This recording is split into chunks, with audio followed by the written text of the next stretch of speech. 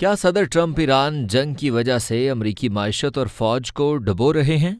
क्या super power America दिवालिया होने वाला है? ये बात हम नहीं कह रहे, बल्कि अमेरिकी अखबार वॉशिंगटन पोस्ट के सनसनीखेज दावे के मुताबिक ईरान के खिलाफ जंग के लिए अमेरिकी फंड्स अब तेजी से खत्म हो रहे हैं। हालत ये हो चुकी है कि अमेरिकी वजीर जंग पीट हेग्सेथ ने सेनेट की फंड्स कमेटी को ब्रीफिंग दी, जहां उन्होंने एतराफ़ किया है कि ईरान के साथ जंग पर अब तक 37.5 अरब डॉलर की भारी लागत आ चुकी है, जिसमें 30 सितंबर तक के मुतवक्के अखराजात भी शामिल हैं। और अगर पेंटागन को आलमी खतरात से निपटने के लिए मुकम्मल बजट ना मिला तो ये मुल्क के लिए सबसे बड़ा खतरा होगा। और इसी वजह से ट्रंप इंतजामिया ने कांग्रेस से तकरीबन 87 अरब डॉलर के नए हंगामी फंड्स की दरखास्त कर दी है।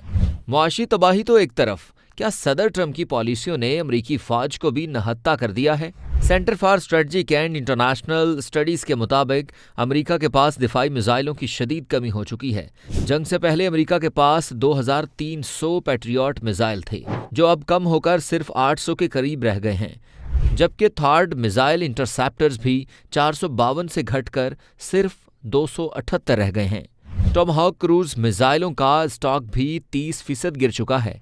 इस सप्लाई चेन के बहरान और कमी को पूरा करने के लिए अमेरिकी महकमा दिफा पेंटागन ने हुकूमत से 18.2 अरब डॉलर के हंगामी फंड्स की दरख्वास्त की है। माहिरीन का कहना है कि अगर फैक्ट्रियां 24 घंटे भी काम करें, तब भी इस स्टॉक को पुरानी हालत में लाने के लिए कम अज कम 3 से 5 साल का वक्त लगेगा।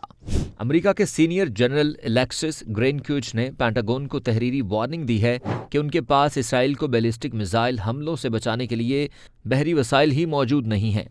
जनरल ने साफ कह दिया है कि अगर उन्हें फौरी तौर पर एक और डिस्ट्रॉयर बहरी जहाज ना मिला तो उन्हें या तो अमेरिका के दिफा का इंतखाब करना पड़ेगा या इसराइल का, क्योंकि सदर ट्रंप की जानिब से ईरान की बहरी नाकाबंदी के हुक्म ने अमरीकी बहरिया को तारीख के शदीद तरीन दबाव में डाल दिया है। अमरीकी अखबार की ताज़ा तरीन रिपोर्ट के मुताबिक ईरान के खिलाफ जंग में हिकमत अमली अपनाने के मामले पर अमरीकी फौजी क़यादत बुरी तरह तकसीम हो गई है।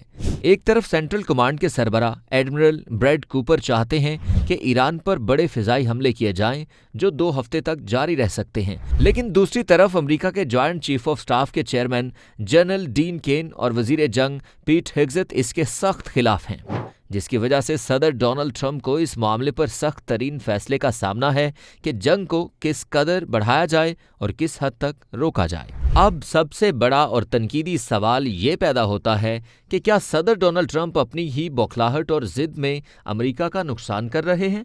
और क्या अरबों डॉलर का ये नुकसान, हथियारों का ये खात्मा और फौजी क़यादत की ये अंदरूनी जंग अमेरिकी मायशत और फौज को डुबो देगी?